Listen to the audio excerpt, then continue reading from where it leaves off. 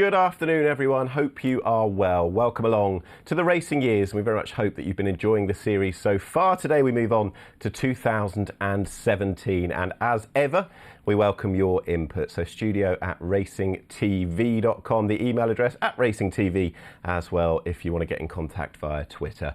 It was the year 2017 even, that Ballydoyle reached new heights. Let's take a look back at the year that was 2017.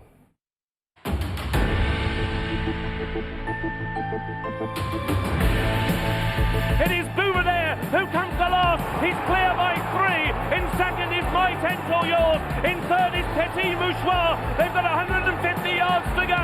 It will be a 50th win at the Cheltenham Festival for owner J.P. McManus, as Buveur there is the champion hurdler. Special Tiara cut back by Fox Norton. Special Tiara running on instinct. Fox Norton is thrusting down the near side, but Special Tiara wins the Queen Mother Champion Chase at the 4th attempt. Up in distance today, can he last it out up the hill? He's driven out by Ruby Walsh. He's going to get there. Under Sceaux wins the Ryanair.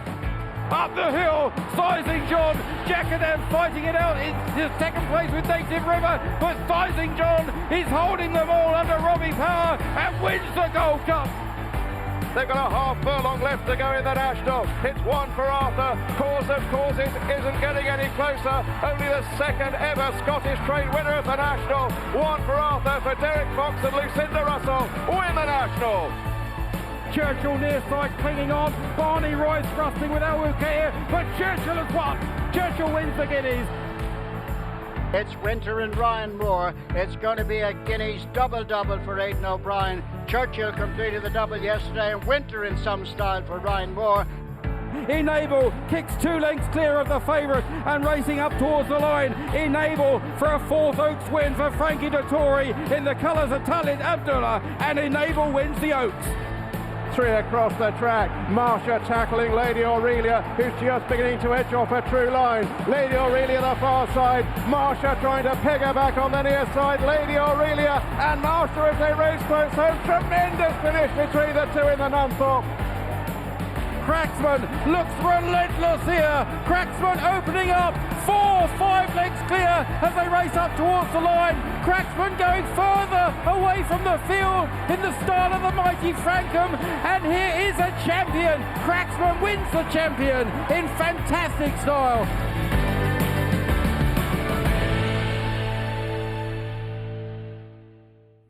Some super memories from 2017. Over the next 90 minutes or so, we'll be looking back at some of the big stories and indeed the best memories. Delighted to say I've got a couple of contributors who'll be sticking with me throughout the course of the next hour and a half. It's time to introduce the first of them. Very good afternoon, Martin Dixon. How does this find you? Oh, very good, thanks, Nick. Yeah, nice little respite for me from gardening and babysitting for an hour and a half. I bet you're quite good at the home parenting. I know obviously it's not homeschooling, but you'd have been distracted by going racing, of course, plenty in any normal time, particularly this sort of time of year when the attention switched to the flat. That's it. I've got a crash course. I've had a crash course for a month or so already in childcare, Nick. But no, we're looking. It's when you get a chance to look back and you see those highlights that we've just seen in the last couple of minutes. You realise the quality and depth of racing, the talent that we do have in the UK, all the way through the winter into the summer months, and you don't often get a chance to fully reflect on it during the summer in particular, where every single weekend you're seeing star performance after star performance. So it is nice to have an opportunity to look back from this. Absolutely. We will be talking about the jumps, of course, but obviously to talk about the flat to you, your bread and butter in many ways, and some of the horses we're going to talk about, but some of the achievements. The sprinters, the likes of Caravaggio, Harry Angel, Blue Point, Battash, the emergence of Enable on the classic scene, that all-conquering year in 2017. But it'd be remiss not to talk about the huge talking point, and that was 28 Group 1 wins in the calendar year for Ballydoyle. It was an outstanding achievement. It really was, and you look back at the names that gained those Group 1 wins, from 2-year-old sprinters, Derby winners, winners in France. There were it showed the depth of talent of Aidan O'Brien as a trainer, the whole operation there, and also the breeding operation at Coolmore, to have such an expanse and a range of different Group 1 winners throughout the whole season. And it wasn't as if they had one single star horse that was responsible for sort of 4 or 5 of them. They're probably the star horses that we'll actually look back at over the course of the 2017 season weren't trained by Aidan O'Brien necessarily, but he still managed to gain all of those Group 1 wins and surpass what Bobby Frankel had done with his 25 Grade 1s in 2003. Yeah, it was a magnificent achievement. Time to introduce our second contributor, and it's a very good afternoon to Tom Stanley. Tom, how are you?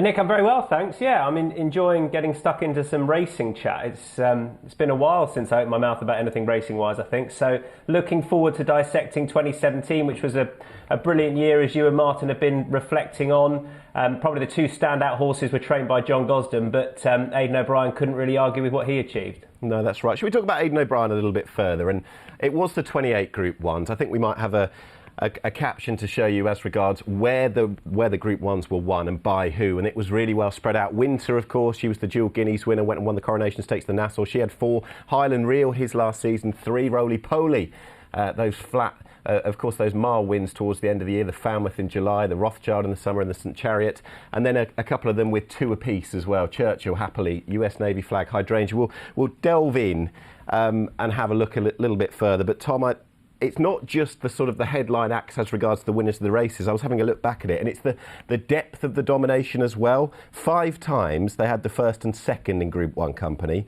3 times the first, second and third, and then on the one occasion in the Dewhurst it was the first, second, third and fourth. It wasn't just the top of the iceberg, it was everything beneath as well.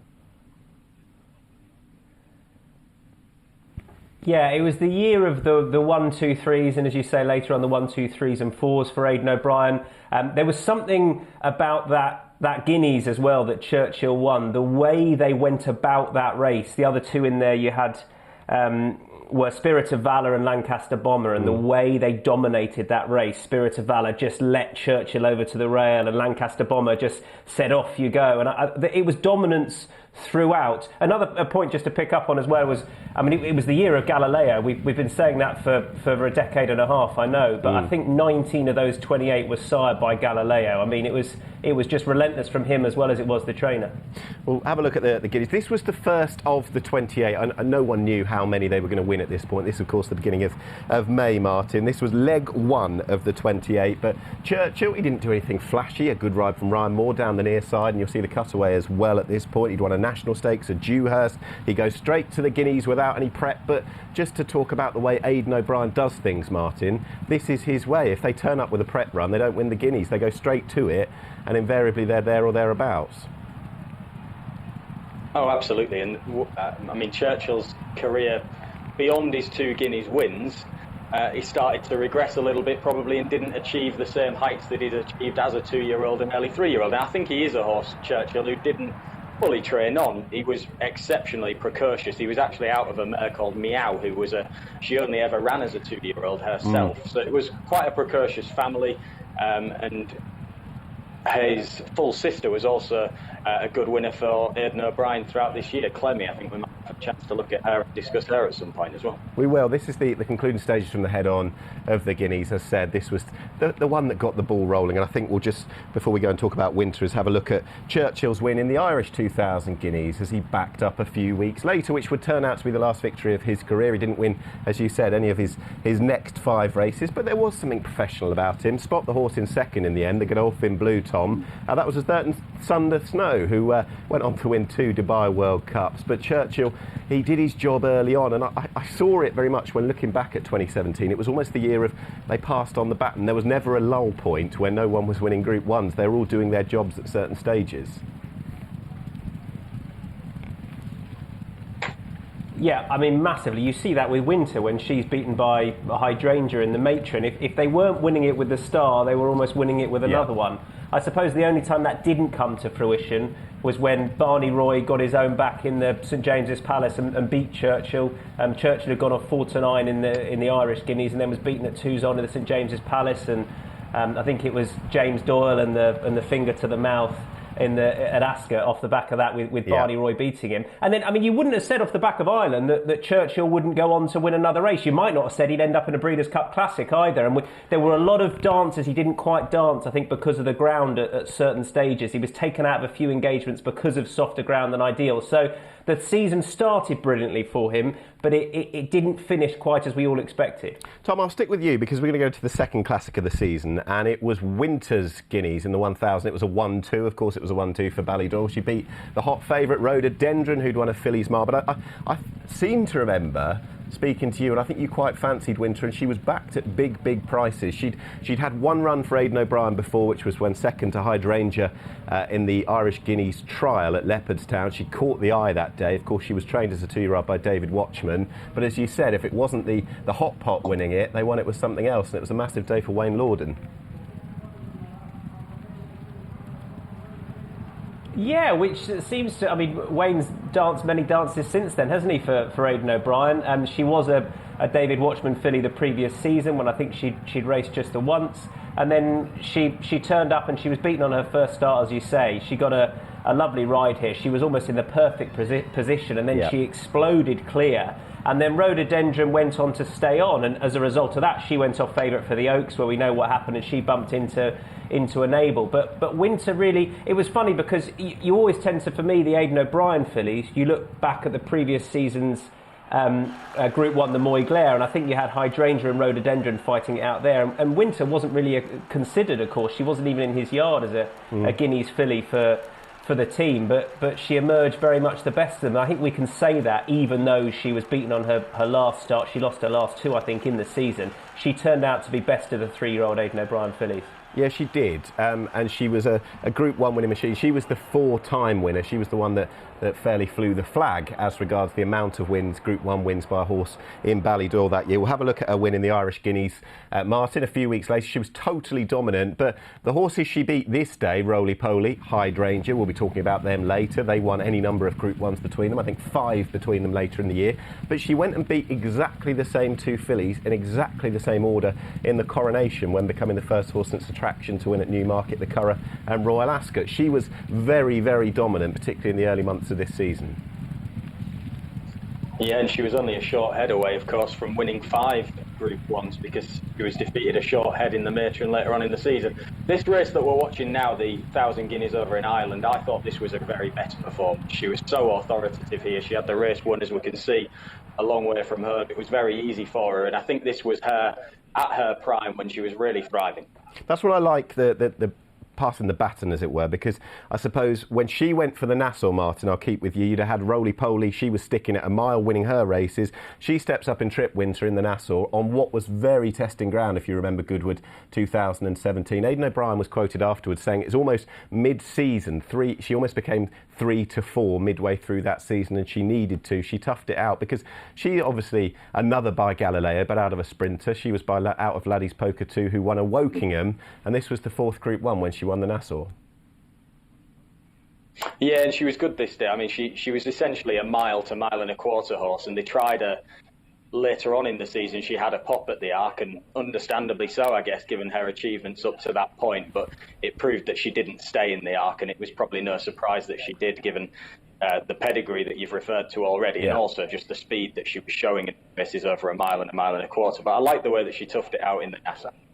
She was brilliant. I think one of my favourite horses to take a look back at this era would have been one that ran for a few years as well, and at Highland Reel, and we'll see his performance, Tom, in winning the Coronation Cup at Epsom at the beginning of June. But the story with this was pretty extraordinary, wasn't it? Because I think this race was run at 3:15, Tom, but the Ballydoyle horses had been very late, a delayed flight getting them over. I don't think he was at the track until about an hour before the race itself.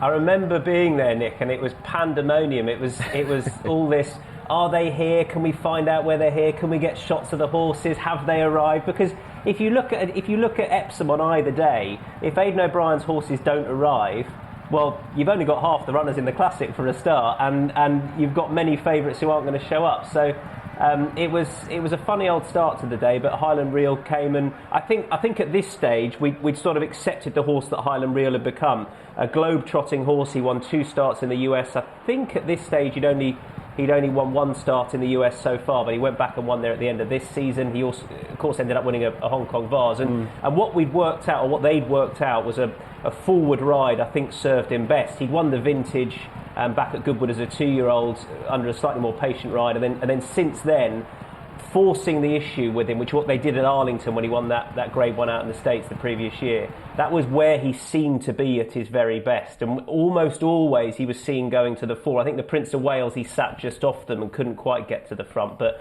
this was him being ridden to perfection, I think, and him doing what he did best from the front, a dominant rider. He was such a tough horse to pass. He had so much ability, but he had so many guts as well. Yeah, we won't be seeing it, Martin, but that race that Tom referred to when winning the Prince of Wales' stakes at Ascot, which was just 19 days after winning the Coronation Cup, he goes and beats Decorated Knight and Ulysses, between them the winner of 3 Group 1s later in the season. I think he was the last of the 28 winners, of course, when he won the Hong Kong Vase. His career earnings stood at $7.5 million.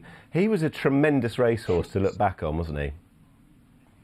Yeah, he was. He probably lacked the brilliance of some Ballydoyle horses that we've seen over the last 5 to 6 years or so, but he still amassed a new number of Group 1 wins, including those 3 in 2017 that you referred to. And I think his attitude was his real big asset that he had. He was very straightforward, very determined, and particularly when he got fast ground, he was a really hard horse to pass. Was indeed. Let's have a look at Roly Poly. We've mentioned her in dispatches through her battles with stablemate Winter, and of course she was behind Winter. She stepped out of Winter's shadows, and she herself went and won 3 Group 1s, Tom. She ran 8 times at 2. She had loads of experience, but that's something we associate, certainly in recent years, with the Ballydoyle fillies as juveniles. They get plenty of experience, they get plenty of battle hardiness, they race a lot.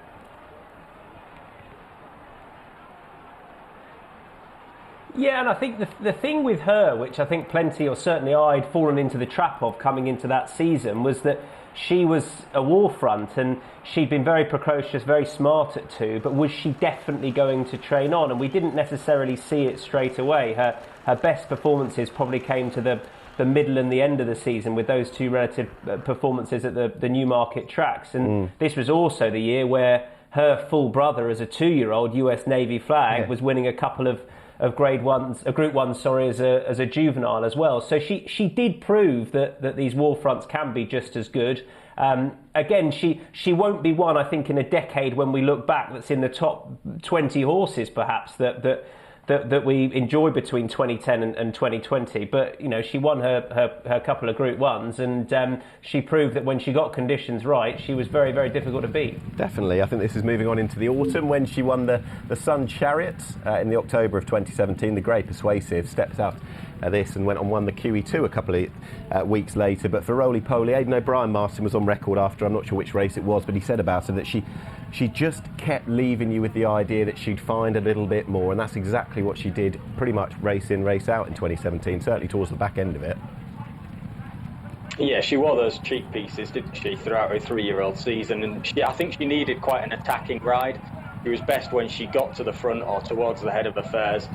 And in the final furlong, it was a case of a heart on sleeve and never say die attitude that were really helping her, and we can see that from here. She wasn't necessarily the classiest of horses, but she had loads of guts, determination, again, along the lines of Highland Reel, really, in how straightforward and genuine she was. Yeah, she wouldn't be dissimilar to, say, a couple of years before that, and Alice Springs, who didn't win a classic but was placed in top-level company, and then blossomed enough herself to go and win top-level races towards the end of that year. We'll talk about her full brother, who also that year at the back end of 2017. Tom, this horse, who you mentioned already, took 5 races to win any kind of race, but by the back end of 2017, he'd won himself 2 of the principal juvenile Group 1 races, the Middle Park and the Dewhurst, and in so doing became the first horse since 1982 to win the double. I know that there was a few years earlier last decade where you couldn't do that because the Middle Park and the Dewhurst were run on the same day, but what a tough little horse, and very much an achiever as well.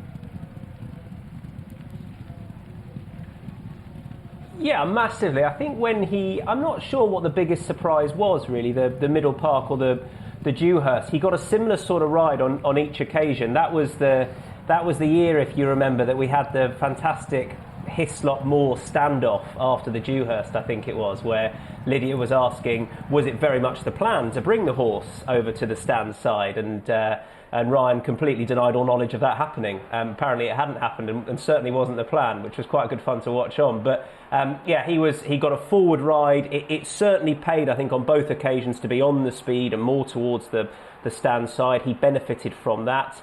I think he had Mendelssohn in behind, who went on to win the Breeders' Cup and then be excellent in his 3-year-old campaign. So the form was there, but I suppose he was one of those war fronts that didn't quite go on, but he was very good in his 2-year-old campaign on these 2 occasions. Well, Martin, we'll pick it up in the Dewhurst. All the rage was Expert Eye, who didn't deliver on the day. We'll pick it up, and you can see, as Tom was narrating there, US Navy flag under Ryan Moore dictating down the near side.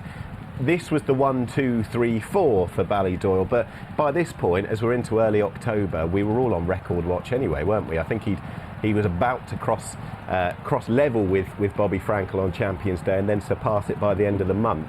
It was the season that just kept delivering, and certainly by this point, everyone on Planet Racing knew it.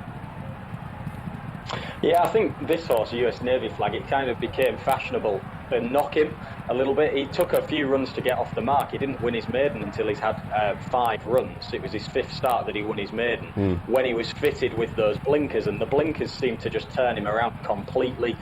They just lit him up, made him more aggressive, race with more enthusiasm throughout his races and early on in particular. And he took off. He won 4 races as a 2-year-old. We're watching the Dewhurst now. This was sort of his best performance, I would say. I think he was helped by the ride. I think he was probably helped by the rail and helped by other horses underperforming on the day, but he still clocked a good time in the Dewhurst. They're a family who like Newmarket, with Roly Poly winning, of course, on the July course a couple of times. This horse won a July Cup as well as a Middle Park and a Dewhurst, but a fantastic family who were contributors big time to that tally of Group 1s in the year. Hydrangea is one that we've left towards the end because she very much deserved her crack at big things towards the end of 2017. I think we'll pick it up when she beat Winter in the Matron Stakes in September at the Irish Champions weekend. She was 20-1. Winter, of course, was fancied to go and win the race. This was, Tom, her first Group 1 win at her 7th attempt. And I love the quote afterwards from Ballydoyle, from Aidan O'Brien. He said, as she beat Winter, he said, Hydrangea does most of the dirty work for Winter at home, and it's brilliant for her to win her first Group 1. It wouldn't be her last, though.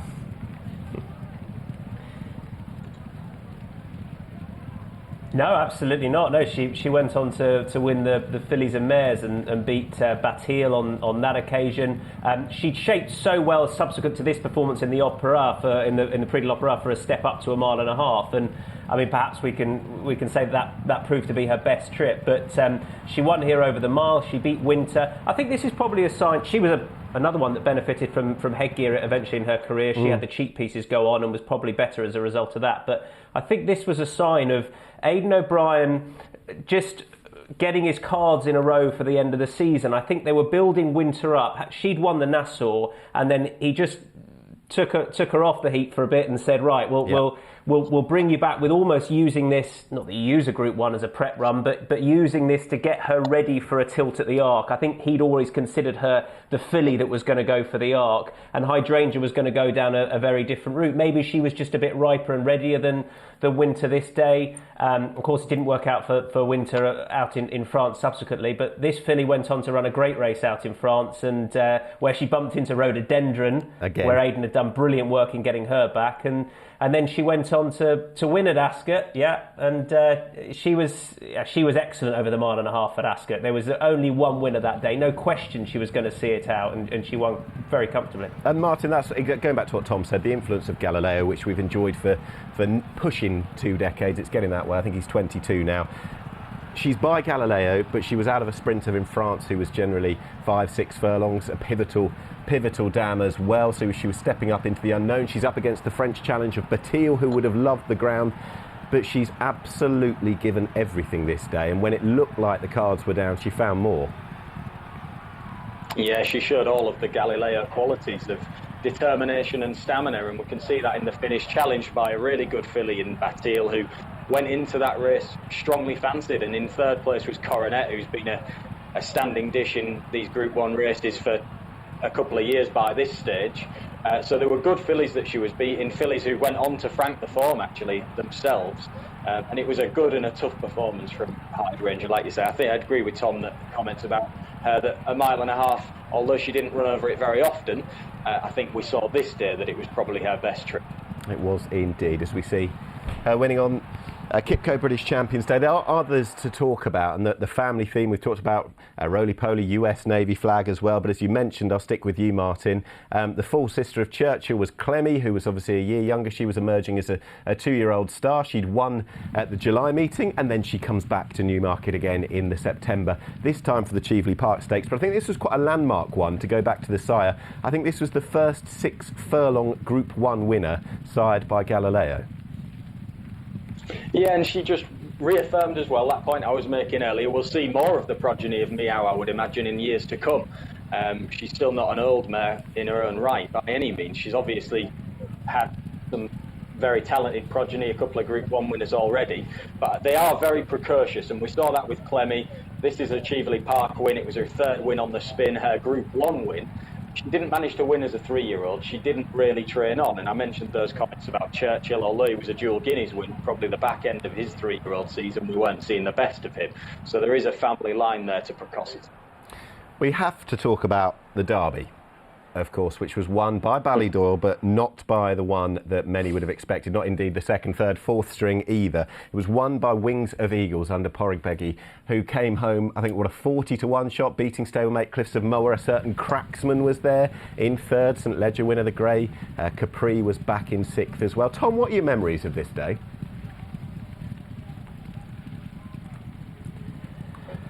Oh my goodness, my memories of the day are watching the race and not being certain which horse had won, and then trying to inform I'd worked the morning, and then I was with some people around me saying, I think that's Wings of Eagles, I think it's the Ballydoyle outsider. It was a sort of a funny feeling afterwards, because much of it had been, and we'll come on to Cracksman, but I think much of that part of the season had been about Frankel siring a classic winner, and a Group 1 winner. He hadn't had one at that point. So much of that weight was on Cracksman's shoulders. He was well supported before the off, I remember. He went off favourite on the day. You also had horses like Ben Battle in there. We know what he turned out to go on and do. But it was a surprise, really, Wings of Eagles, because he hadn't really been on anyone's radar. For all he'd run well at Chester previously. Cliffs of Moher was the talking horse. He was the one for Team Ballydoyle, and he looked the winner, I thought, about a furlong from home. But I think what Wings of Eagles did that other horses didn't was he handled the track better than any of the horses in behind him.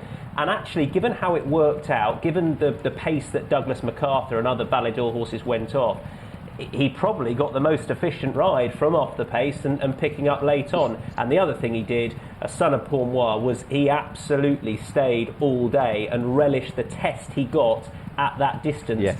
For all he may not, we didn't really get a chance to find out, he may not have turned out the best horse in the race. Yeah, interesting, isn't it? Very much emulating his sire by winning in the last strides in the Derby, the 2011 winner, Pourmois. What was your assessment at the time, Martin, of the 2017 Derby? Well, I think it was a race that was a thorough stamina test. They went really hard out in front, and stamina was what Wings of Eagles was all about, really. It was the only day, unfortunately, that we got that stamina really tested with him, and we saw how classy he was. It was a really impressive final furlong. Look at how much ground he made up on all of the other horses around him in the finish, and he'd met 2 or 3 bits of trouble up the home straight already as well. So it was an impressive performance. Like I say, I think it's the only day that we ever really saw his stamina properly tapped into, because the following race in the Irish Derby, they went too slow for him. It was a completely contrasting race in terms of the tempo of it. In the Irish Derby, he was a little bit too keen, and his stamina wasn't tested in the same way. He sustained a leg injury that day, and we didn't get to see him again. But you know, the Derby told us that he was a really classy horse. How good would he have been? We can't really say, but he was impressive, I thought, in the Derby. For all that the pace scenario set up for him, I think if he'd have had an opportunity in a similar type of scenario at later points in his career, he could have run some other big races. Yeah, robbed of what we potentially might have seen after the Irish Derby when he was a fine enough third. But a horse who was in the Irish Derby and, of course, the Derby before that was Cracksman. and we're going to have a look at his performance in the Champion Stakes on Kipco British Champions Day. This was very much the first signature performance of his career. But at the end of his 3-year-old career, Tom, how would you assessed him to this point? What did you made of him?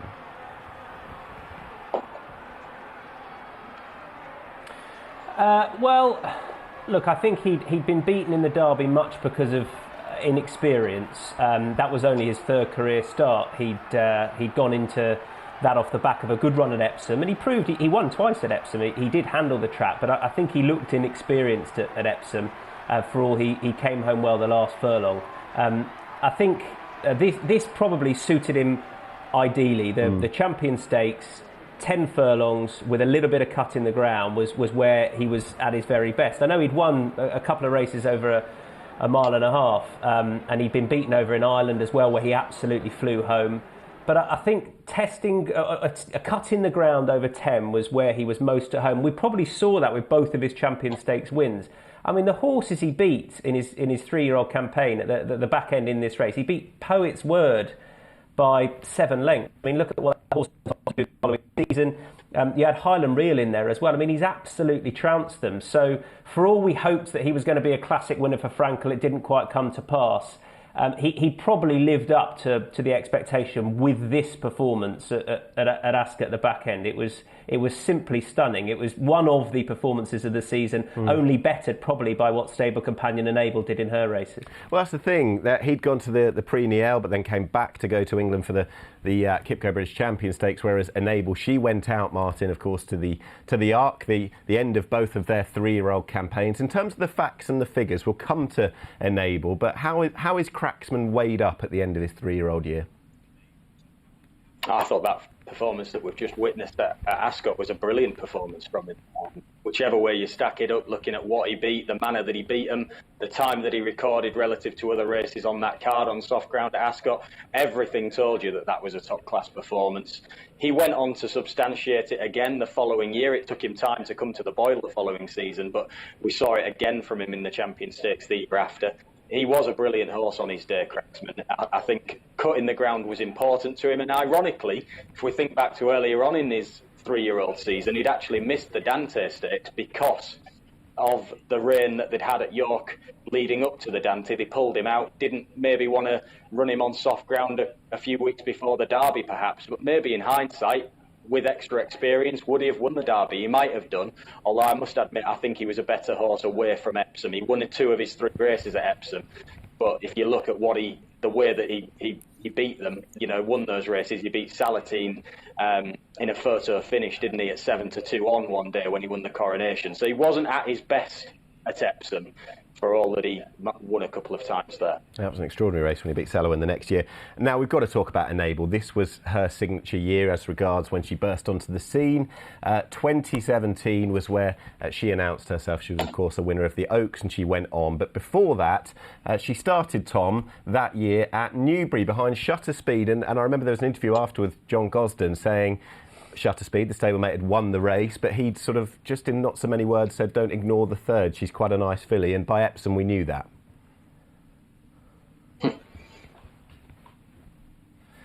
Yeah, by Chester we knew that. You had good old Raheen House and Shutter Speed in front of her at Newbury, and I think, look, even if you'd have said that day she'd go on to win a Group 1, the third at Newbury, you might have been slightly surprised, let alone go on and not suffer another defeat until the year just gone, 2019's Arc de Triomphe.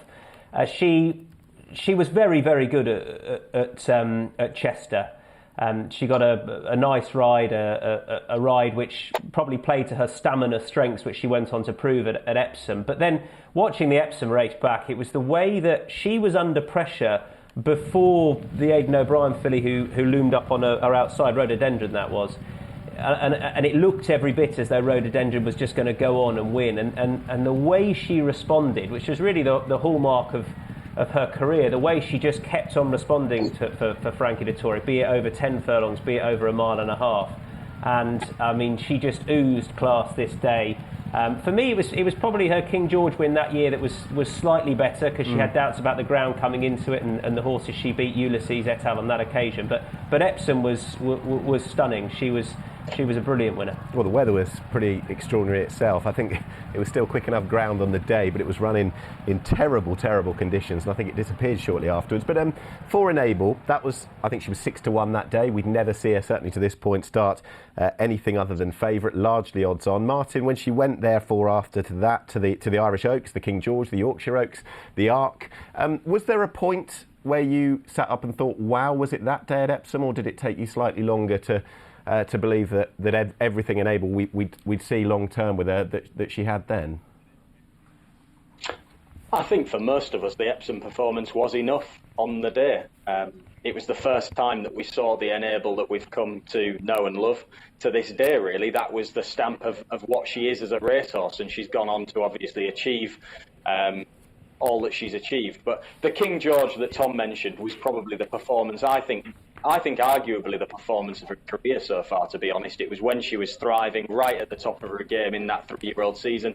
The following year, after she came back from injury in 2018, I don't think even in winning the Arc she was kind of at the same level necessarily that she was at the height of her powers as a 3-year-old. So the King George is probably the lasting memory that I'll have of Enable. Should we talk about sprinters now? Because it's impossible to ignore that year. As I mentioned earlier, Caravaggio, Hydrangea, Blue Point, Marcia, Batash, Lady Aurelia. They were just about all in there that year, weren't they, Martin? They were, absolutely. And I was delighted at the end of the season that Batash managed to get his win in the Group 1 when he won the Abbey and blitzed them completely. We've seen over the last 2 years now with Batash, we saw it again in 2019, that he can be a little bit hit and miss. He doesn't always produce those special performances that he's capable of, but we saw it at Goodwood with him.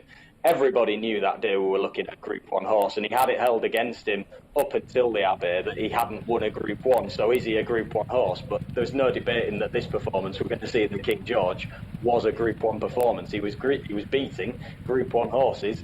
He did it in a sensational time, in sensational fashion, as well as we could witness here. And he's still got all of this ability, and hopefully when racing does resume again, we'll get to see Batash back to this sort of form. Absolutely. We know about the precocity of the horse and the fact that he's a gelding, Tom, but this was the performance where he announced himself in the King George at Goodwood, someone we've become accustomed to seeing him and seeing him to great effect.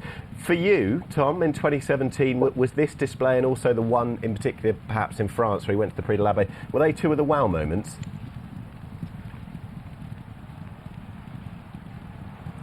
I completely agree with Martin that getting his Group 1 win was huge for him because of what he'd done throughout the year. But he was always a horse, Batash, who we felt needed certain things to be right. There's been many theories about the horse subsequently. Does he need to be drawn on a wing? Is he better when he's drawn on a wing? Well, quite possibly, just away from other horses who don't light him up. Yeah.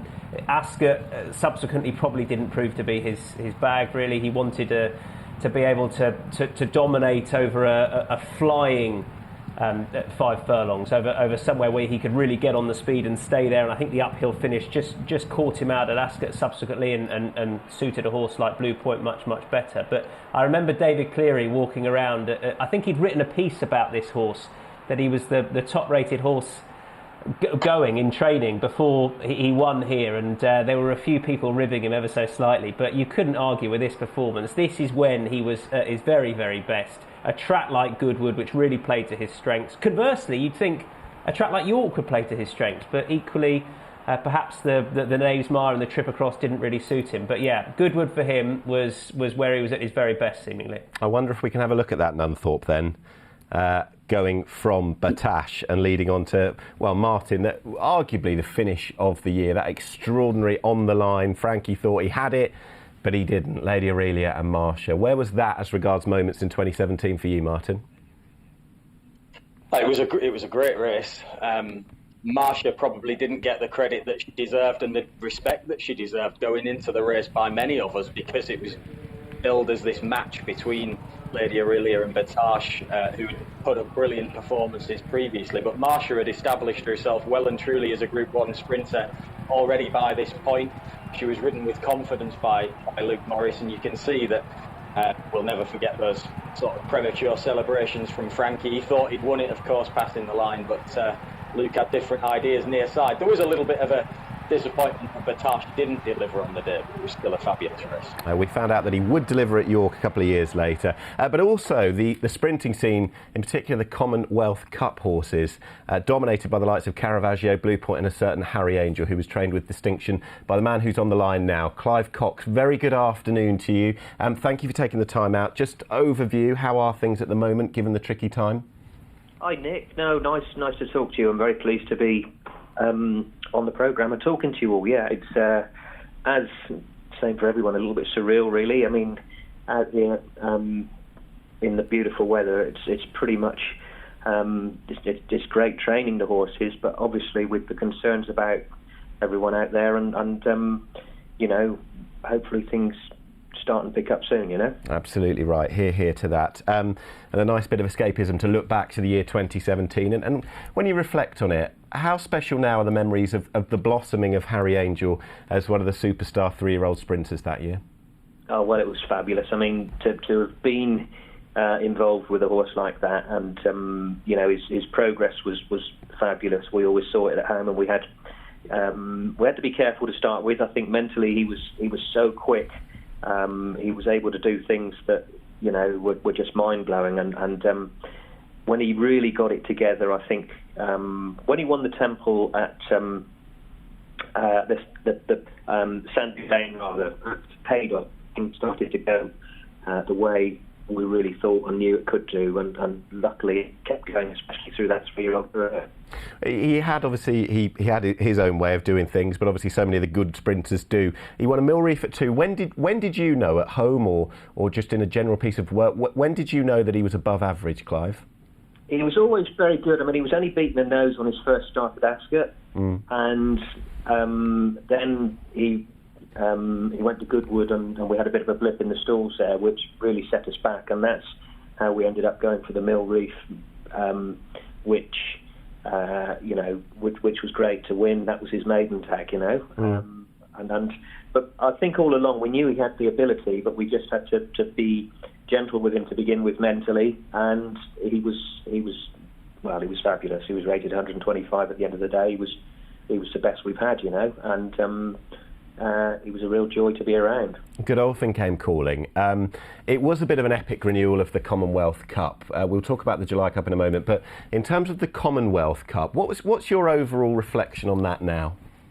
I think he'd won at Haydock so well in a course record time before, and he actually came back so well. I think he was so fresh going into the race at Ascot, which is how you want these sprinters. You don't want them on their heads, you know, and he was in as good a nick as we could have him, but I think he just was a little bit too exuberant on that stiff track at Ascot, and you know, Caravaggio got a really nice toe into it, and that was it, all about it. But it was really funny because you could see by the look in the horse's eye when he came off the track that day, he was almost getting battle hardened as well, and you know, we kind of knew where we were again, and he proved those thoughts to be right when he carried on to the July Cup. Well, that's the thing, going into the July Cup, we'll pick up the footage now. By this point, of course, he's sporting the Godolphin blue. Were you almost, you've got to take on Caravaggio again, but were you almost confident going into the day that you had a much different beast to going into Royal Ascot, because you said he'd been that much more battle-hardened by the experience? I think that was it, and it was something you couldn't really plan with a horse like him. You couldn't look to give you know, I think these top horses have got so many battles in them, and we couldn't have been more pleased by winning by 4 lengths in the Sandy Lane. You know, he was going to Ascot in tip-top order, but then after the experience of Ascot again, Adam, I've never known Adam quite so disappointed when he was beaten at Ascot, and his first sentence was that, you know, he said, "That won't beat us again," and that was, you know, that was borne out, which was great, and he really did find a rhythm in the July Cup, which was spectacular, because he'd done everything so easily. He'd almost learned again in the Commonwealth Cup, and then put that positive aspect took that forwards to the July Cup, which was visible. We will talk about Haydock, but just when we assess his career and the Ascot factor, the fact that he didn't win there, and there was a particularly nasty incident there, I think, in the Diamond Jubilee of 2018, but he almost won there on his final start as a racehorse at the back end of that year on Champions Day. Was there an Ascot hoodoo, or was it just a case of a series of coincidences on each given day? I think it was coincidences, personally, but in the meantime, you have to, the facts are borne out there. I think the track, when you have a horse that is that fast, it's a very stiff track, and it didn't just fall right. We were very keen that we didn't drop him back to 5 early in his career, because I think mentally it could have been the undoing of him, and I think it proved right. To win a July Cup, you need to stay, of course you do, but you need to relax as well. And he just didn't relax that day in the Commonwealth Cup. He did run a little bit free, and that you pay the price for that. And some horses can make all the running and do that. And back there in the Champions Day sprint that day, Sands of Mali did exactly that from the front, and we relaxed more.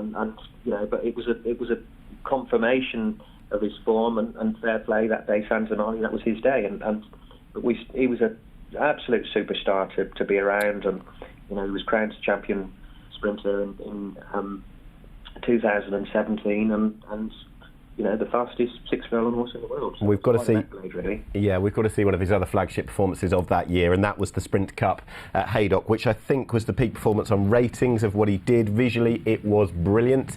How significant a day was this for you and all of the team?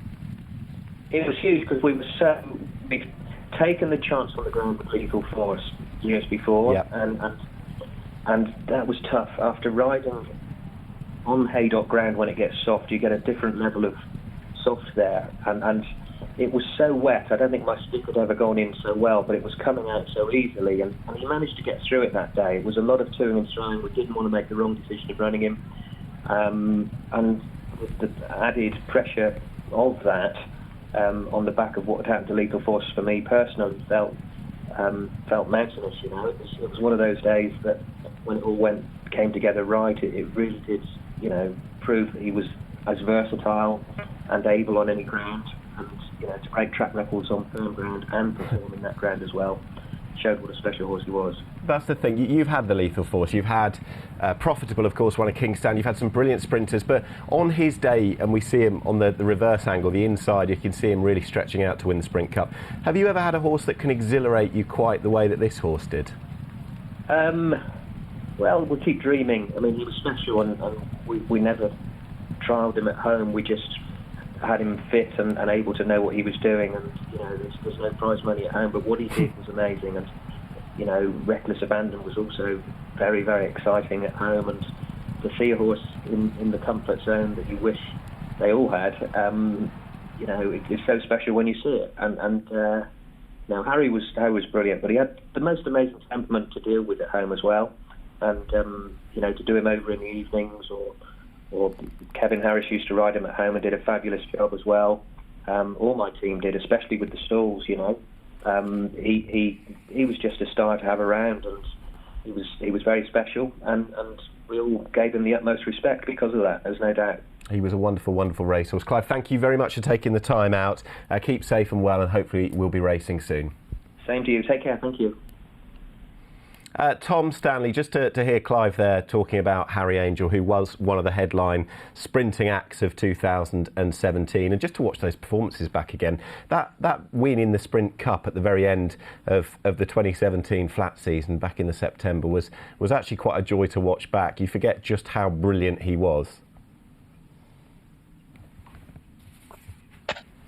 Yeah, and I think amazing, given it just highlighted the horse's versatility. He'd won over that course and distance on firm ground the previous year, and then to go and do that on heavy, we were then left questioning whether he was a better horse with cut in the ground, although I think 50% of his wins have come with the word firm in the going description. So I think he was very much versatile with regard to ground, but I don't necessarily think you can say the same with regard to what track he raced over, because there has to be, when 6 of this horse's 12 starts came at a track he never won at. I wonder if racing away from Ascot, although the programme doesn't necessarily allow that, he could have notched up even more group wins to his name.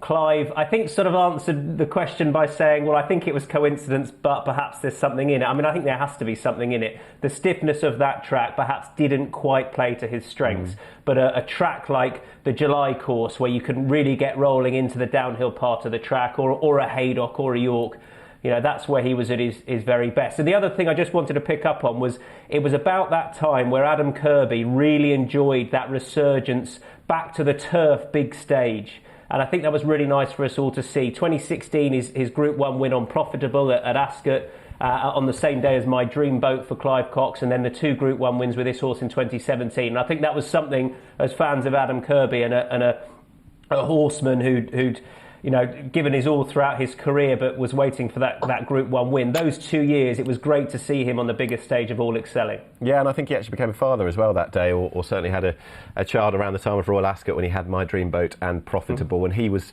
of course, such a big part of the Harry Angel story. And just to get your thoughts on him, Martin Dixon, as we look back on Harry Angel, but that clutch of 3-year-old sprinters, I think the Commonwealth Cup was only 3 years old at that point, after Muhara had won the first renewal. It was one of the most exhilarating meetings of that races of that Royal Ascot meeting.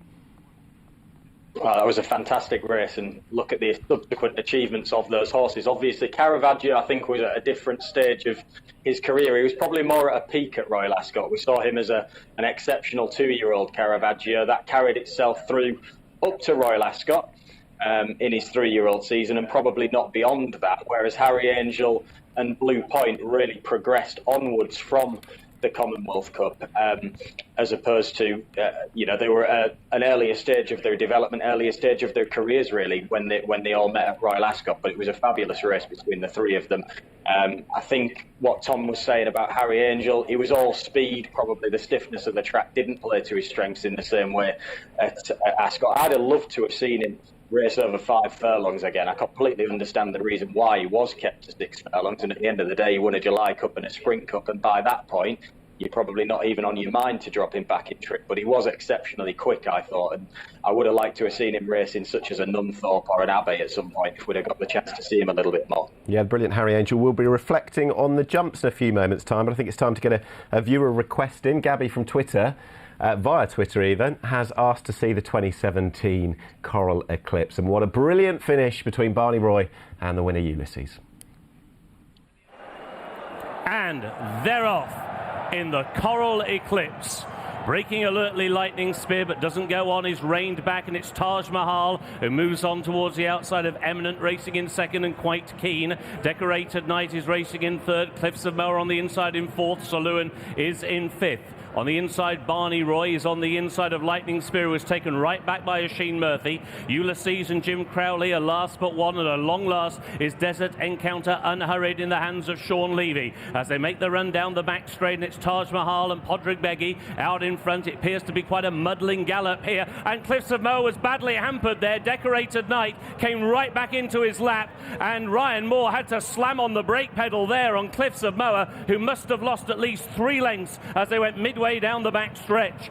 Well, all that was happening, his stablemate Taj Mahal has clear sailing at the head of affairs. Saloon is racing in second, and Eminent towards the inside is in third. Decorated Knight is in fourth. Cliffs of Moher now back on an even keel. He's on fifth on the inside of Barney Roy, and then towards the inside Lightning Spear, the nose-banded head of Ulysses, ridden chilly towards the rear of the field together with Desert Encounter. They make the turn inside the final half mile of the 2017 Coral Eclipse, and it's Podrick Beggy and Taj Mahal who still have the lead. In second is Saloon, and now into third is Decorated Knight, who just took a side broad bump there from Eminent. Cliffs of Moher is being driven along, kept in a pocket by Barney Roy. Ulysses has yet to be unleashed as they race now inside the final quarter mile of the Eclipse. Saloon with Decorated Knight towards the outside. Eminent is there, and Taj Mahal on the inside. Barney Roy with only a length and a half to find. Ulysses could be cantering all over them on the outside in the hands of Jim Crowley, and now he says go on Ulysses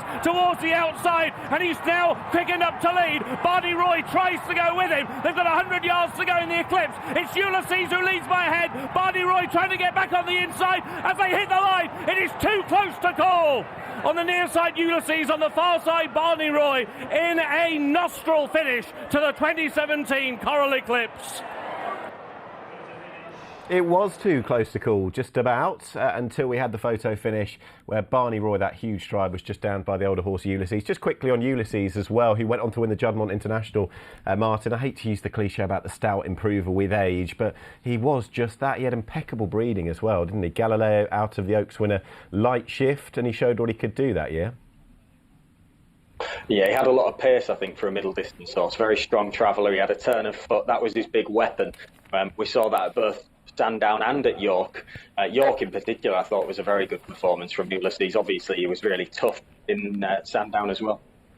Right, we're going to take a little bit of a pause, but we'll do it via a race from September 2017 on the Roly Mile racecourse. It was the Newmarket the Trainers Challenge, where they commentate on each given race. Jamie Osborne was given the job of the Cesarewitch trial, and it threw up a great finish.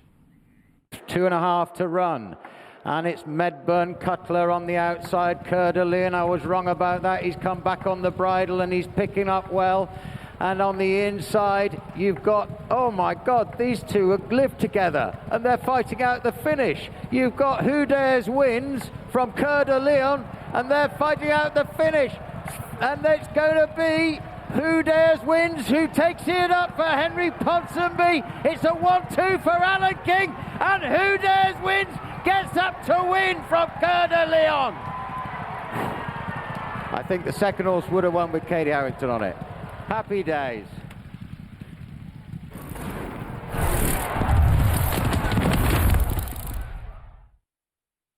At Racing TV, 100% of our profits go back into racing. Thank you for supporting the sport that we all know and love.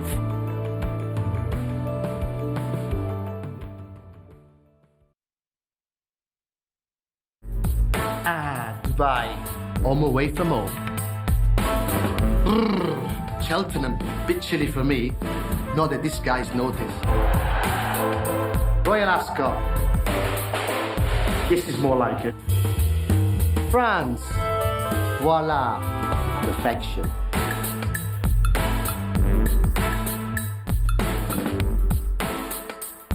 Head to racingbreak.com to find out more. Racing TV Travel Club offer time in partnership with Racing Breaks, and it's for the Randox Health Grand National Festival of 2021. And that's to book an overnight package for the Grand National 2021 with a £25 refundable deposit and get £25 off with code RTV25. And to find out more, visit racingtv.com/travel club.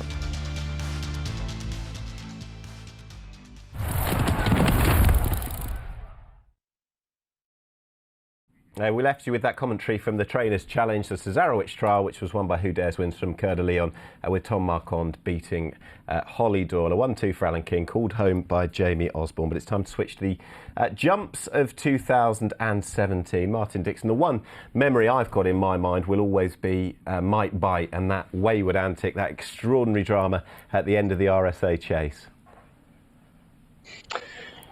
Well, I was going to say exactly the same. It was also the year that we saw Altior win the Arkle in sensational fashion. It was really sort of the start of his dominance as a chaser, wasn't it? His novice season. I think, although it was brilliant to see Sizing Europe win the Champion Chase that season, I think if they had rolled the dice and run Altior in the Champion Chase as a novice, it was never going to happen. But I think if they had have done that, he would actually have won the Champion Chase that season as well.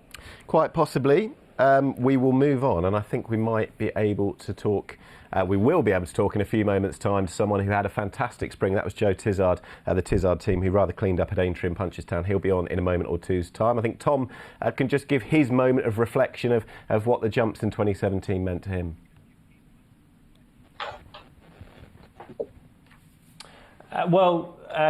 Might Bite was unbelievable in the RSA. We always knew he'd had his quirks, but my goodness me, that was something else. It was quite a costly day for me because I was at Cheltenham that day, And at the time, my wife had said she wanted a forecast bet, which I'm not sure she knew what it was. She wanted Might Bite to beat Whisper. I don't know where she came up with it, but what I used to do then was I'd just happily lay the bet but not put money on, because she didn't really understand how it all worked, and it never used to cost me a bit. But that day it was quite a costly day, if I remember. With I was screaming for Whisper to get up, as it happens, but unfortunately he couldn't quite make it. But Might Bite, who then went on to iron out those quirks in the King George the following season, still in 2017, and looked pretty straightforward.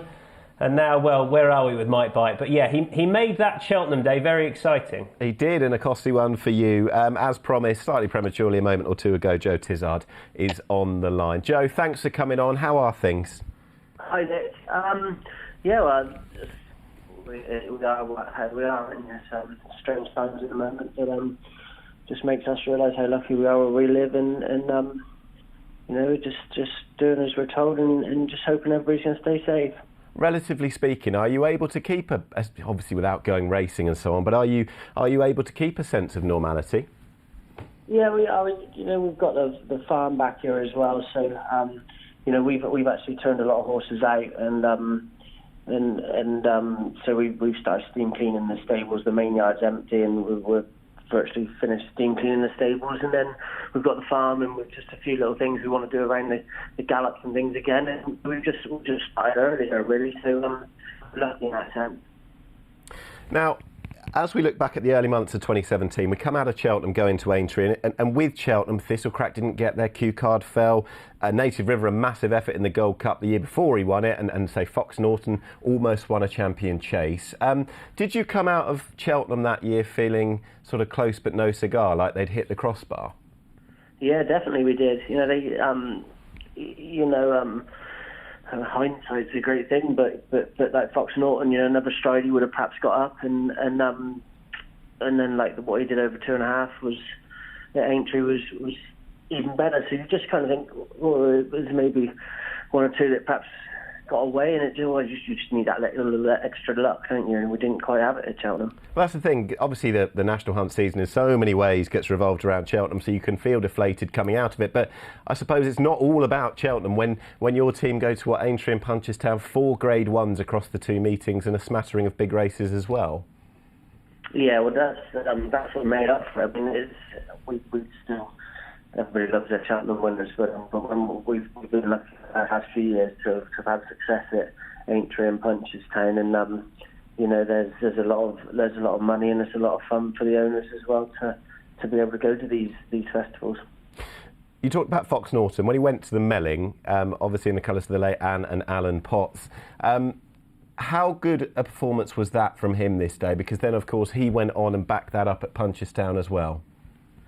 Yeah, I think he proved that 2.5 on a flat track like Aintree was made for him. You know, that was the most impressive I felt I've ever seen him. You know, at Punchestown he had to really work and tough it out, but at Aintree he just showed his class, and he was really impressive. And I think 2.5 around Aintree flat track is made for him. Was it a sort of transformative phase, as it were? Because you know, we knew that Tom Sceaux rode Thistlecrack. We knew that Dickie Johnson rode Native River in those days, and as of course he does still. But to introduce into your setup a certain Robbie Power, who'd already won the Gold Cup that year. I think he was Irish Sports Personality of the Year, or certainly nominated for. How big an acquisition was that to have him on board as well? Well, it was Aintree that it happened, you know. At Cheltenham, Aidan Coleman was riding all of Alan and Anne's Potts' horses in England, so you know, Aidan rode him, and then obviously Robbie won the Gold Cup on Size and John, and Alan decided he was gonna ride all of his horses, and you know, I'd known Robbie through the weighing room and that for some years, but certainly Dad didn't really know him, but you know, that Aintree, well, it doesn't get any better when all the horses start winning as well, but that Aintree, just Robbie clicked with our whole system and our setup, and he clicked with Dad in sort of history. Well, from what's happened now, it just shows where we are. We're still using them an awful lot. they're extremely competitive meetings, of course, as we know, the Cheltenham Festival and then Aintree as well. So many Grade 1 races available. But to go so close but without firing at Cheltenham and then to tend to win the big races at Aintree, is there any rhyme or reason to this? Is it just a case of, the sun was out, maybe a couple of horses had turned a bit towards it? Or is there any reason sometimes why things go differently at one meeting to another? Not necessarily that year. I think our horses ran well and were beaten fair and square at Cheltenham, but still running their races. Certainly last year our horses just perhaps were a little bit under a cloud going into Cheltenham, and then a month of sun on their backs and just being better in themselves, healthier horses, sort of with a bit of sun on their backs later, after, like the second half of the season. I want to throw a couple of others, or certainly one other at you, and that would be Finian's Oscar, because I think we saw the brilliance. I think a lot of people would have known he'd won a Tolworth, of course, but this year I think this was just a sign of what might well have been, mightn't it? Because he was brilliant at Aintree in 2017. Of course, we never got to see his full potential long term. No, he was a horse that we loved and held in extremely high regard right from the minute we got him, and he was sort of a horse that was still maturing all the time. He was doing this as a very weak, backward sort of horse, and who knows? Punchestown, when he got taken out in the novice chase by Alvin Photo, that form now is rock solid. Isn't Not bad, no. So who knows? We were devastated when we lost him, and it was just about a colic while he was out in the field. So it's something that you don't come across very often, but just desperately unlucky. Yeah, there was so much potential with that horse, of course. He would have been an 8-year-old by now. And I want to throw another one at you. We've got Robbie Power coming back in aboard Finian's Oscar, but obviously Aintree's synonymous for those big fences, and occasionally you'll get a pro around there. And Ultra Gold was the ultimate pro around there, wasn't he? Oh, it's just a different horse around there. We could never have as good as he was going to be around there. We just felt that he was a great jumper, but he was a stone or more ahead of any of his sort of park races. And Harry Cobham, he was a young boy at the time, and he got on him, and I should imagine he smiled from fence to fence and loved every second of it. And the horse doesn't touch a twig, and he's given 5 or 6 brilliant runs around those fences now. So it's just amazing what they can do. It just strike something in a particular horse. And Harry used to always say his breathing was put under pressure around a normal track, but with those big fences and being such a strong jumper, he had a chance to take a deep breath every fence. So he filled his lungs up every time, which just sort of helped him see out his races much better. Joe, thank you very much indeed for joining us. Keep safe and well, and hopefully speak soon. And to you guys. Cheers, Nick. It just goes to show, Martin, the fact that it was, as I said, close but no cigar at the Cheltenham Festival. In particular, that memory of Fox Norton almost reeling in Special Tiara. He didn't on the day. We know what happened to Duvan that day, where he wasn't able to perform to his best. But then just a few weeks later, the sun was out at Aintree, and it was a totally different story for the Tizard yard. Yeah, I think he probably should have won. There'll probably be some frustrations there about that champion chase. It was his big chance, wasn't it? He was at the top of his game that season, Fox Norton. Ultimately, the following year, injury curtailed his career, really, didn't it? And I think it was about 15 months ago now that he was retired. Ultimately, but I think that was his chance to win the champion chase. Didn't quite happen for him, but he certainly put the record straight at both Aintree and Punchestown, of course, when he won back-to-back Grade 1s in the spring. Right, let's talk about the rest of jumping in 2017, and we'll go all the way to the back end of the year. And I know that Tom's mentioned it already when we didn't see those quirks that we saw at Cheltenham from Might Bite when he won the King George. As you said, we don't see Might Bite to this level these days, but he was a later maturing type, of course. And I mean, when we saw him, he was one to enjoy. He was a really striking looking horse. This is him beating Double Shuffle. I think T for 2 was in there. Thistlecrack, of course, running a fair enough race as well. But Might Bite, he wasn't showing any of that waywardness on this occasion, Tom.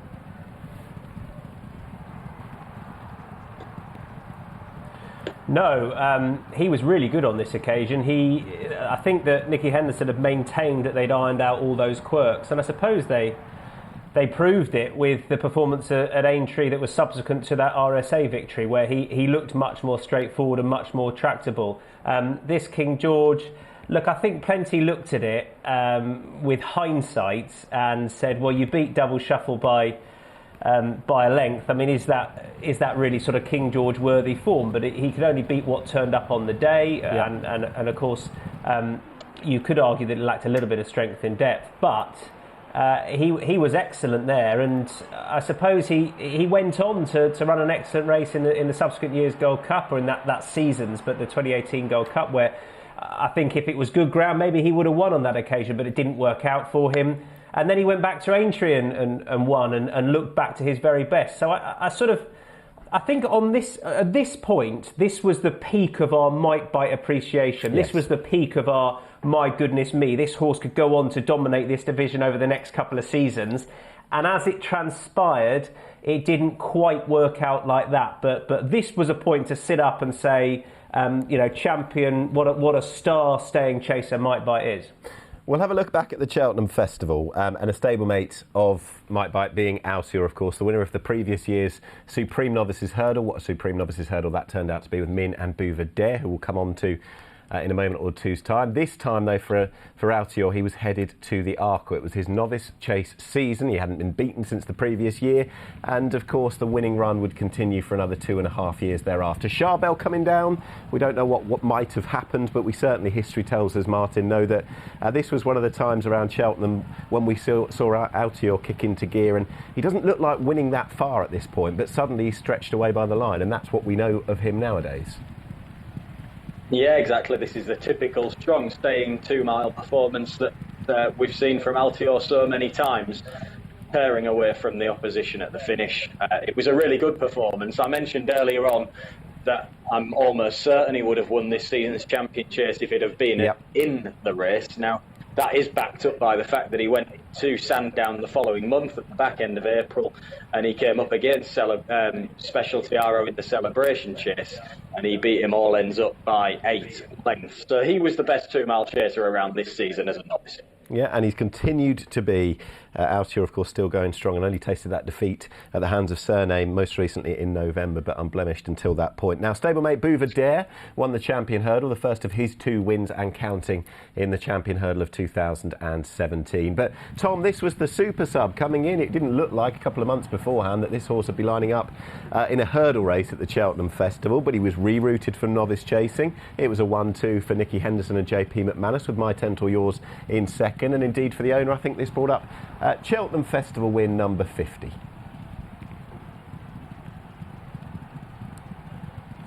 Yeah, and the funny thing about Buveur was he'd been over fences a couple of times, and he hadn't exactly done a huge amount wrong. I remember when he was rerouted, and you thought, well, one, does JP and Danicky really need to do so? Do they need another horse for it?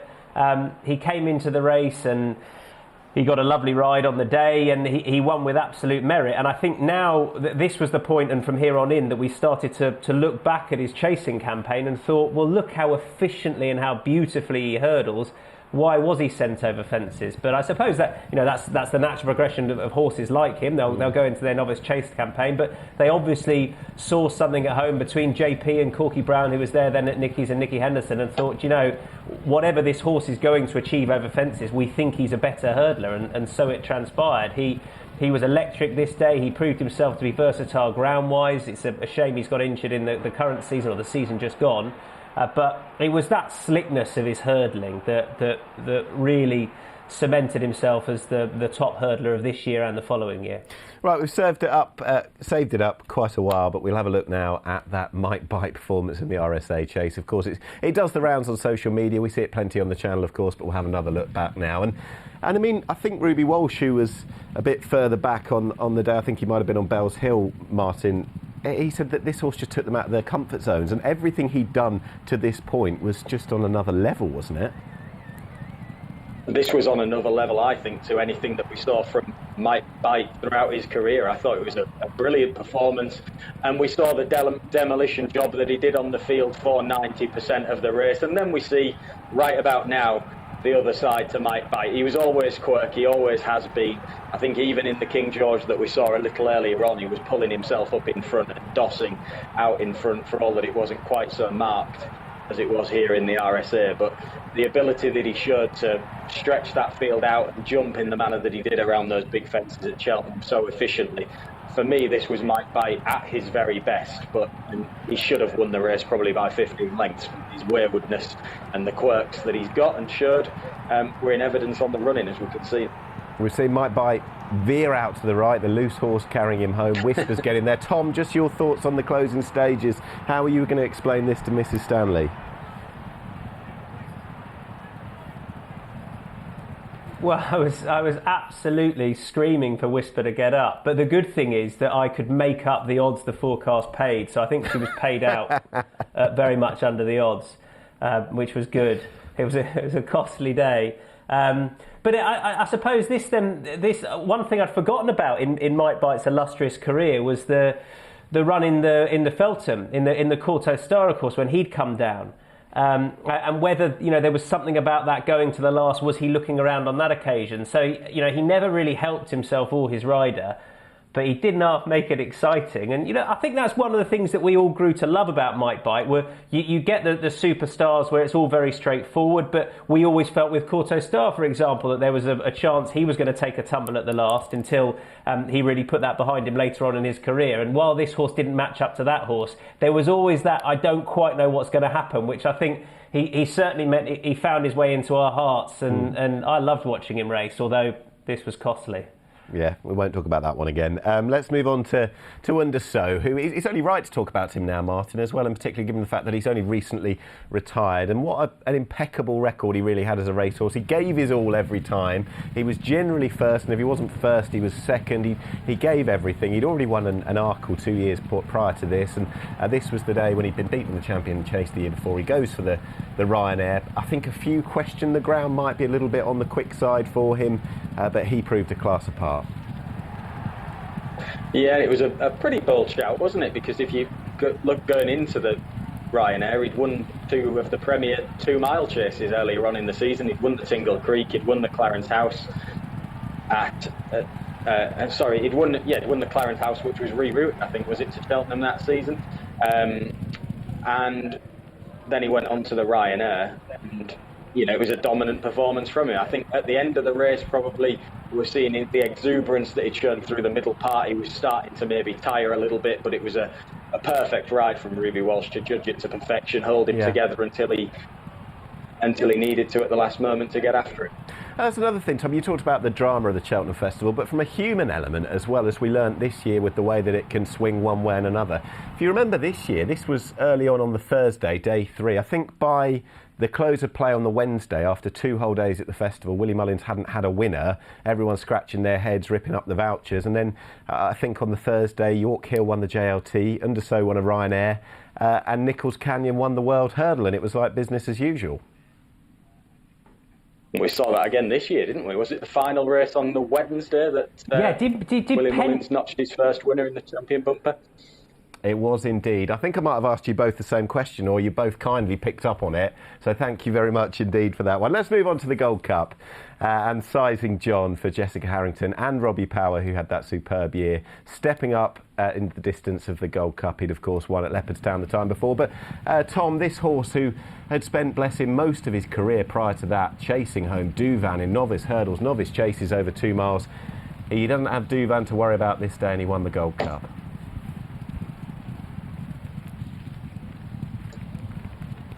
The only thing I was going to add was Ruby Walsh. I had the pleasure of interviewing him every morning going into the Cheltenham Festival, and that Thursday morning I remember him walking towards me and I was absolutely terrified. He had a face like thunder, but then it all got pretty good off the back of that. Sizing John, look, he had the perfect profile, didn't he? He was the right horse for the race on the day.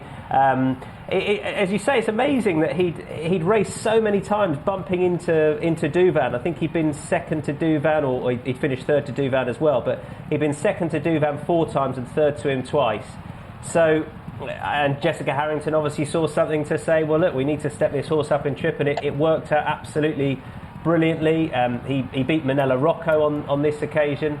where we really saw that 4-miler form of the previous year coming to fruition. He went on to win at Punchestown as well. I feel he goes into a slightly different camp sizing, John, of Gold Cup winners where it really bottomed them and took everything out of them, because injury has prevented us from seeing whether he could have retained that crown, and unfortunately we don't know at this stage. But he was brilliant, and this was really about the time where Robbie Power and the Potts team were absolutely flying along. This was, of course, going into the Aintree where Robbie was teaming up with Colin Tizzard and riding those 4 winners. So it was great to see him winning that Gold Cup. And look, when he got decent ground and he proved himself staying over the trip, he was an excellent winner this day. Well, that's the thing that, quite rightly, as Tom's pointed out there, Martin, just how cruel and kind at the same time sometimes it can be. The fact that he'd won at Leopardstown in the February, won the Gold Cup, went to Punchestown. That was 3 runs in the space of 2 months, in 3 top-level runs, 3 top-level wins, and he's only run 3 times since then in 3 and a bit years. Yeah, I think it was really unfortunate that he got injured at the back end of 2017. We saw him disappointing over Christmas, returned with an injury. We didn't see him again that season, and it was unfortunate because prior to that, actually, on his comeback run in the John Durkan in 2017, he'd looked really good. He'd smashed up Jack Adam completely, despite being very weak in the betting going into that race. And I'd be firmly of the view that he'd have taken an awful lot of beating in the Gold Cup again in 2018 if we'd have been able to see him at his best again. Of course, that was the year that Native River won the Gold Cup. Native River the previous year had finished 3rd in behind Sizing John in that Gold Cup that we just witnessed in 2017. Absolutely. Let's talk about the Grand National of 2017. Beautiful sunny day it was, and it was won by One for Arthur, trained by Lucinda Russell, who said afterwards, she said, it's brilliant for Scotland. I said it's for Scotland, but really it's for the team, for the yard, and it's out of this world. And look at the pumping of the fist there from Derek Fox, who just before this, I think a month before, Tom, he'd broken his wrist, he'd dislocated a collarbone. He said he rode the horse for luck, and luck he got, and it served him very well indeed to win the biggest of them all. Yeah, the last horse that wasn't Tiger Roll to win the Grand National One for Arthur. He was ridden with restraint. I think I remember. This is the time of year where everyone that works in horse racing gets about 400 WhatsApp messages and gets asked what's going to win the Grand National. And I think I told people that said, I quite fancy this One for Arthur, that it's not an easy race to win if you're held up. You just don't see horses coming from off the pace. There's too much trouble in front of you. You often have too much ground to make up. But goodness me, he absolutely bucked that trend. He absolutely loved a patient ride. The ground was probably spot on for him on the day. Good to soft.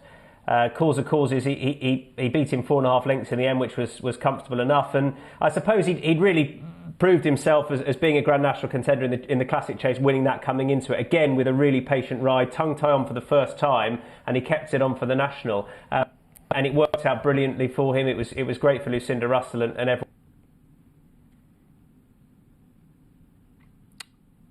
I hope we're back there. I'll just get the thoughts of Martin Dixon on the Grand National. As Tom had said, he caught the eye a bit in the Beecher Chase the previous December. Of course, he won the Classic Chase in fine style. The ground was a bit of a worry. Were you for or against One for Arthur on the day, Martin? Well, I wouldn't have been laying him. I can't say I backed him either, Nick, to be honest. But he went there on the back of an impressive win in the Classic Chase. He overcame trouble in the Classic Chase. He overcame a hold-up ride around Warwick as well. We don't see that too often either. So he was just really thriving that spring in 2017. And he's a horse that was just an extremely strong stayer, wasn't he? And we saw that come to the fore from the second last, really, the way that he powered home in the National. Absolutely right. I think it's time now to get the thoughts of both Martin and Tom on their independent highlights from 2017. And Martin, I will start with you. What was the best moment personally for you in 2017? It's completely personally, but we had Big Country winner the Rosebery Handicap in 2017. It was kind of the first race that, as owners, we had our hands on a named handicap, if you like, and we did fancy him going into it. We landed a little bit of a touch on the day. It was Mick had been telling us for probably 2 months by this point, maybe 3 months actually, from the moment he came into the yard. that he was the best horse that we'd owned, and that might not sound like much, but we'd had Pearl Nation, Superstar at this point that were rated in excess of 100, and Big Country was going there and running off a mark. I think it was 84 that he was racing off in Rosebery. So we were fairly sure, or the trainer was fairly sure anyway, that he was very well handicapped. Sylvester de Souza seemed full of confidence as well when he came into the paddock. We'd actually won the previous race on the card with the sprinter called Hackap as well, and Sylvester came in before the Rosebery and said, well, this should be a fair bit easier, lads. So that confidence was rewarded, and he went on to give us some great moments as well over the next 18 months or so, but that was probably the highlight of the lot of it for me. That's the thing with a horse like that. I know we've seen him in Dubai, of course he's owned by the Melbourne 10 now, but for the time that you had him and for the days that he gave you, is there the feeling that he took you all on a bit of a journey? Well, he did. I mean, as far as owners like us are concerned, where you're dealing with second-hand horses pretty much in the main and trying to take them through the handicap ranks a little bit, it's kind of as good as it'll get probably in some respects. He won not only the Rosebery, but he won Lincoln Trials and Zetland Gold Cups for us, took us to Royal Ascot, won us a listed race at Pontefract, and took us abroad for a couple of trips as well to Norway and Sweden and the like, and gave us loads of fun. So it's all you can hope for, really. Is there another Big Country lurking? Obviously, we won't get to see him immediately, but is there another one that you're particularly looking forward to just at this stage? Hopefully, yeah. I mean, there's a filly that we bought. She's unraced yet and she's untested. To be honest, she's not done any fast pieces of work or anything at mix. She's just cantering away at the moment. But really looking forward to seeing a filly called Malika Jahan that we bought at Ascot in the autumn of last year. She'll be, up and running as soon as racing starts again, pretty much. But she's only a very lightly raced filly by Australia that we bought, I think, pretty cheaply for a well-bred filly like she is that's low mileage, and hoping that she can progress through the ranks. Brilliant, we'll look out for her. Tom, I think you're back now, hopefully, and we'll get your thoughts on what stood out for you in 2017. And you've gone to Dubai. Yeah, well, in keeping with horses that we've owned, I thought I'd pick out a horse that I was involved with, a little horse called Arrogate, I wish. No, I wasn't involved with any horses at the time, so I wanted to go with a stellar performance, which was Arrogate in the Dubai World Cup. He'd sort of burst onto the scene in the Travers, of course, the previous year. And then went on to beat California Chrome at the end of 16, that year's Dubai World Cup winner in a brilliant race in the Breeders' Cup. A real match-up on that occasion. The 3-year-old against the older horse. He won the inaugural Pegasus, and then he showed up in the mud at Meydan. And I suppose the big thing was, it was carnage on the day because of all the rain around. And was that going to hinder his chances? It was to be able to do that. In a year where it had paid to race up with the speed at the track, it was riding very quick that year. But there's no doubt that the rain helped him. You conversely wanted to come from off it when the track was riding like that with all the rain that they'd had. So it probably helped him that he was slowly away on the day. But just that performance to show that ability, that those guts late on, the turn of foot in the mud to be able to win the way he did, it was absolutely unbelievable. And there's no doubt that he paid the price for that effort. He was absolutely never the same horse, but it was great for him to be able to go out and win in those colours on that big stage out in Dubai and cement himself as the best horse that year. And I think he was crowned the World Thoroughbred Best Racehorse 2 years in a row. Yeah, that was an awesome performance. Did everything wrong, but it was still the right result and a hard horse to run down in Gun Runner. So we're just about to get to the end of the show. Time to summarise the thoughts of both of my guests throughout. And Martin Dixon, when you look back at 2017, obviously we began with Aidan O'Brien. How could you not? The first third of the programme was dedicated to the 28 Group 1 winning record-breaking team at Ballydor. Then we had the sprinters in there, the Derby, Enable as well, and looked at some of the jumps as well. And actually, when you look back at it and going back in a bit more depth, there was a lot of angles, there was lots to talk about. What was your overriding theme that you enjoyed most from today? Well, I think the emergence of Enable really is a complete superstar and a filly that we'll remember for years and years to come. That was very special. I think one thing that struck me as well when we go back looking at the 2017 Cheltenham Festival, and at the time and right up to this day really questioning why did Buveur ever return hurdles. When you actually consider that he would probably have been coming up against Altior, wouldn't he, in the Arkle, if they hadn't have done that. And plenty of things came into line as far as that was concerned. Danny Power and Faheen both suffered injuries going into the champion hurdle, which opened up the division a little bit and maybe made Nicky Henderson and connections think again about the route that would take with Buveur. And it's strange how these things come to pass, because we may well have been talking about Buveur finishing second or third in an Arkle as opposed to going on to win 2 champion hurdles, and his career could have taken a completely different path. But I think because of the injuries and because Altior happened to be in the same stable, it probably just all worked in Buveur's favour that we're able to sit back and go brilliant over hurdles. Very quickly, Tom, you picked out Arrogate as your moment of the year, but of what we've talked about over the last 90 minutes or so, what's been the best bit? I think it's the Aidan O'Brien breaking the record is the thing that I remember most. Crazily, a couple of years before, there had been those mutterings, and I don't know where they came from, that Aidan O'Brien was potentially falling off that perch, and he wasn't quite where he was and didn't quite have the armoury, etc., etc. They were just those little mutterings. They turned out to be nonsense, and then he went and broke that record with the 28 Group 1 winners. So that for me was it.